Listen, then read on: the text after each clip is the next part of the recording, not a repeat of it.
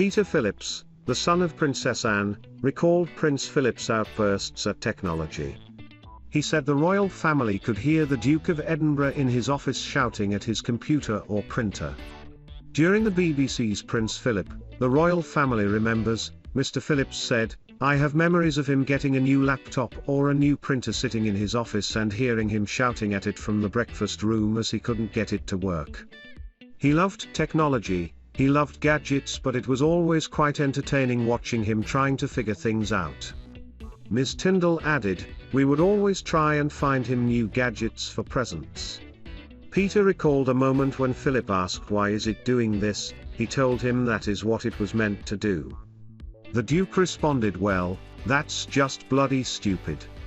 Both William and the Duke of Sussex also separately told how the Queen and Philip would enjoy it if things went amiss on royal engagements, while the Prince of Wales said his father's attempts to teach him carriage driving failed because Charles kept laughing hysterically. William said Philip loved to play a game at family barbecues using a squeezy mustard tube.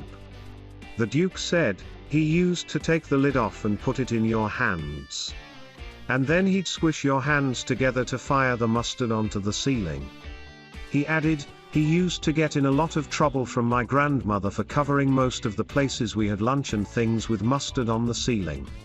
Peter Phillips and Zara Tindall also told of the mustard escapades, with Zara saying, "I can't remember exactly what he says, but he ends up slamming your hands together. It goes all over the ceiling."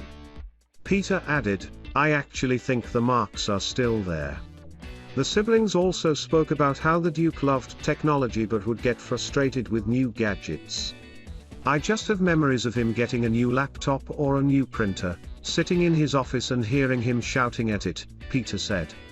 Don't miss both William and Harry said the Queen and Philip looked forward to unexpected events while carrying out their official duties together over the decades.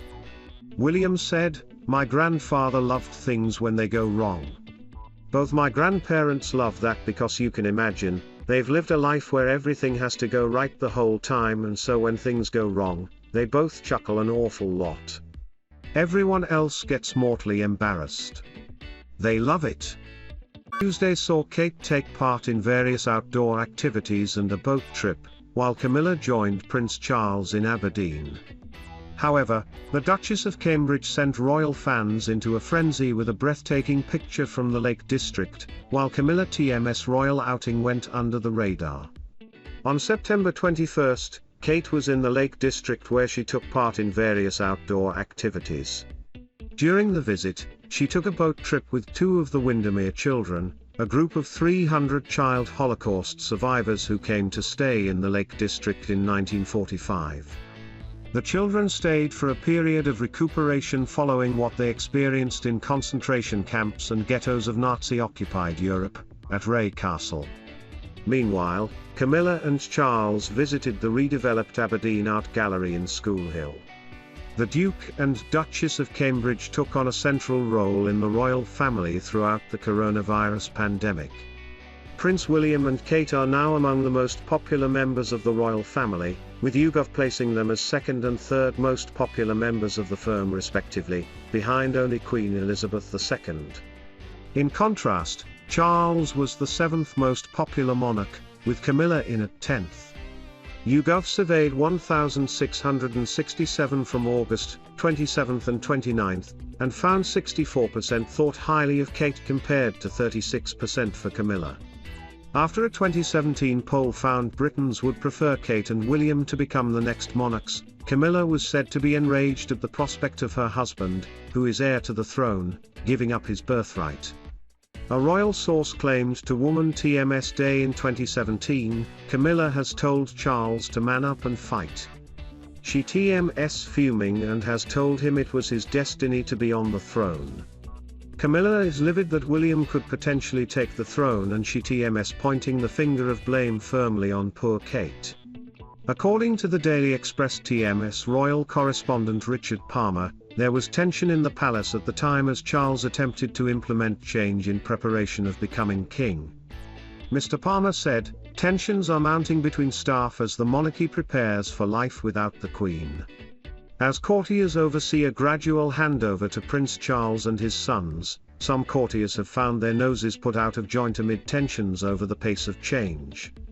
It's a slightly jarring change, in contrast to the long-held view that the monarchy is in a way modelled on the design of a jar of Marmite. It changes dramatically over the years, but so gradually that the change is irreplaceable. It comes as royal expert Duncan Larkham suggested Kate has her own direct line to speak to Her Majesty. He told OK! Magazine, Kate has her own direct line to speak to the Queen, and she calls her to check in on her and give her updates on the children. She always leans on her for advice. TMS believed Kate was the one to teach the Queen how to use Zoom, and that TMS been lovely, so she can see her great-grandkids and stay connected. Kate and the Queen have a fantastic relationship. Kate strikes that balance between bowing to her as head of the royal family in public but being able to check in with her as the great-grandmother to her children. Buckingham Palace should not be turned into a museum, according to 77% of votes in a poll of 1,600 people held between 2 p.m. Saturday, September 18th and 9 a.m. Monday, September 20th. Only 343 respondents, 21%, expressed their favor for the idea, while 2% of voters were undecided. The move to open up the palace is set to be part of a set of visionary plans for a shake-up of the royal family from Prince Charles, first in line for the throne, for when he becomes leader. His ambitious plans include hopes for a streamlined monarchy of just 7 senior working royals and the opening of royal private spaces to members of the public. Many readers commented agreeing that they too were not keen on the idea, like Queen Elizabeth II. User Holcomb3 said, "I believe Buckingham Palace should remain a royal family home," while Zippy789 questioned the purpose of a royal family without a formal residence, saying, "What TMS the point of the royal family without Buckingham Palace?" Zippy789 also commented that it should only be turned into a museum if the royal family no longer reigned. Other readers were also quick to voice how they oppose the move, with one express.co.uk reader, RDJ, stating, "Prince Charles, when and if he becomes king, can do what he likes with Buckingham Palace, but until that time comes, if it comes, he can keep his ideas to himself," adding that there are enough museums in London, they do not need to include the Queen's home. Reader Lucy Lancy echoed their sentiments. Lucy referred to the monarch and the palace as symbols of British pride, great history and culture, and that the palace should be left to function as it is now, with members of the public allowed to visit some of its places at certain times. She added that Charles shouldn't go too far with his changes but ought to keep the monarchy's brand. Others expressed concern over the cost of visiting, with one reader, screen name Doxy, suggesting they would prefer to see the monarch and stare at that balcony instead of visiting a museum. Latest, Princess Beatrice celebrates baby's birth with Edardo. Another voter, Jono, believes Buckingham Palace should certainly not be made into a museum. They said the palace is where the King and Queen should reside. Jono added, "Handy for Westminster Palace so the PM can have an audience and a focal point for all the tourists visiting London from abroad. Also handy for local schools so our next King and Queen can take their children every morning." US resident, Just Peachy, likened the opening of the space to the public to the opening up of Washington, D.C. in the States, and said Buckingham Palace should remain safe and private. They said, "I'm from the USA and I firmly believe that Buckingham Palace should stay a safe and private place for all the future kings and queens to do their duty for the people they serve. They wouldn't do that to Washington, D.C. because it's a monument to the people. God save the Queen." While some of the 21% in favor of the idea also shared their thoughts.